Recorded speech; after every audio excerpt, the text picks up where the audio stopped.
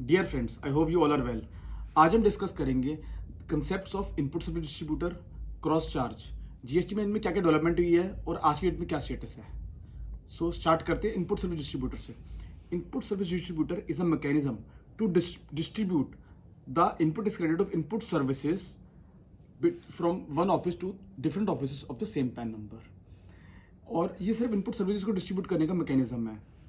अब common input किस तरीके के हो सकते हैं, like audit service, legal service, advertisement, software services.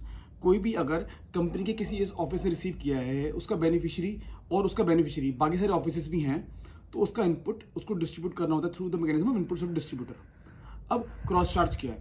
Cross charge का मतलब है, लेट से एक पैन नंबर है, डिफरेंट डिस्टिंक्ट पर्सन हैं, डिफरेंट जीएसटी नंबर से डिफरेंट स्टेट्स में, और इन लेट से हेड ऑफिस दिल्ली में है, उसने आईटी सर्विस प्रोवाइड करी, उसने अकाउंटिंग सर्विसेज प्रोवाइड करी टू डिफरेंट ब्रांचेस, दिल्ली बैठ के सारा काम किया, तो उसने सर्विसेज प्रोवाइड करी। तो as per schedule 1 of GST act ये सर्विसेज के लिए इनवॉइस करना मैंडेटरी होता है। मतलब this is deemed a supply of service, it is deemed at supply from the head office to the different branches. तो इसके लिए इनवॉइस करना होता है, इस इनवॉइस को क्रॉस चार्ज कहते हैं।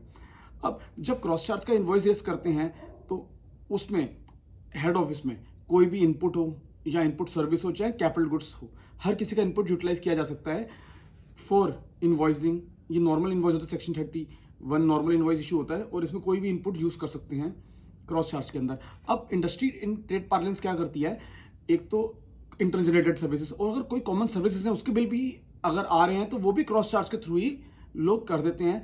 इंडस्ट्री में ये प्रैक्टिस है अभी करेंटली। अब इसमें डेवलपमेंट ये हुई थी, एक सर्कुलर 199 आया 17 जुलाई 2023 को, जिसने ये क्लैरिफाई किया कि अगर आपने क्रॉस चार्ज के मैकेनिज्म के थ्रू इनवॉइसिंग कर रखी है, तो आईएसडी के थ्रू करना मैंडेटरी नहीं है। मतलब आईएसडी रूट चूज करना मैंडेटरी नहीं है for distribution of the common input services. तो ये एक पहले तो सर्कुलर 199 आया, उसके बाद फाइनेंस एक्ट 2024 आया, उसमें कुछ चेंजेस हुए।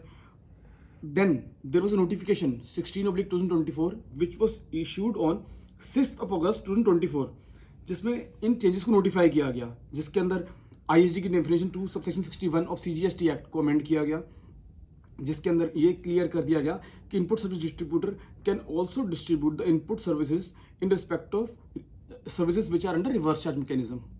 अब फर्दर 2025 के बजट में भी ये अमेंडमेंट करी गई है कि आईजीएसटी का इनपुट भी जो रिवर्स चार्ज में पे करते हैं वो भी डिस्ट्रीब्यूट किया जा सकता है through the ISD mechanism. Further section 20 subsection 1 को सब्स्टिट्यूट किया गया, जिसके कारण ये मैंडेटरी रिक्वायरमेंट हो गई कि अब effective from 1 April 2025 the common input services input can be distributed only through the ISD mechanism. तो अब ये मैंडेटरी हो गया है and it is effective from 1 April 2025। अब इसकी what are the conditions for distributing and how shall be distribute this credit. तो जो भी इनपुट क्रेडिट है सीजीएसटी का, एसजीएसटी का या आईजीएसटी का of common input services, that can be distributed as IGST if the recipient is in a different state.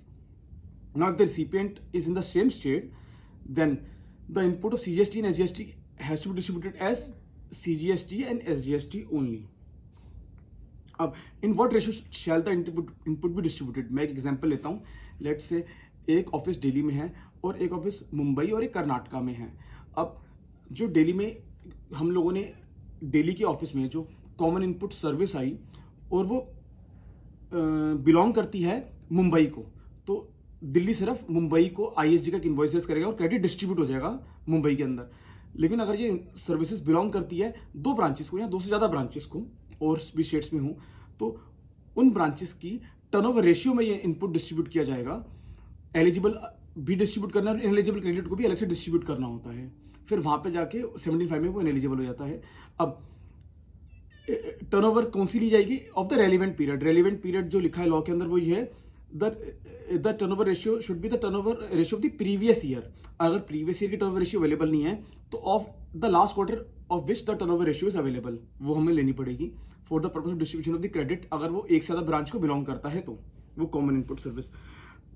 और ये जो आईएसडी इनवॉइस है, ये आईएसडी इनवॉइस के लिए ई इनवॉइस करना मैंडेटरी नहीं होता, और आईएसडी अपनी हर महीने जीएसटीआर 6 रिटर्न फाइल करेगा, जिसके थ्रू ये इनपुट डिस्ट्रीब्यूट किया जाएगा टू डिफरेंट ब्रांचेस।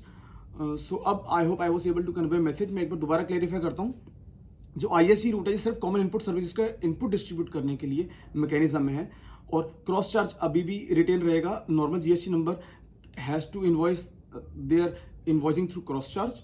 और एक चीज़ और, अगर कोई भी लेट्स से सेम स्टेट है डेली, वहाँ पे एक ISG नंबर है, एक नॉर्मल GST नंबर है, अगर रिवर्स चार्ज का इनपुट GST पे कर रहे हो तो पहले नॉर्मल GST नंबर में उसका रिवर्स चार्ज पे किया जाएगा, जो कॉमन इनपुट सर्विस का रिवर्स चार्ज है। अगर जो रिवर्स चार्ज में सर्विसेज हैं जैसे लीगल सर्विसेज, फिर वो जो नॉर्मल GST नंबर है वो ISG नंबर को एक नॉर्मल इनवॉइस रेस करेंगे, और फिर ISG उस इनपुट को डिस्ट्रीब्यूट करेगा टू द रिसिपिएंट जिसको वो बिलोंग करता है।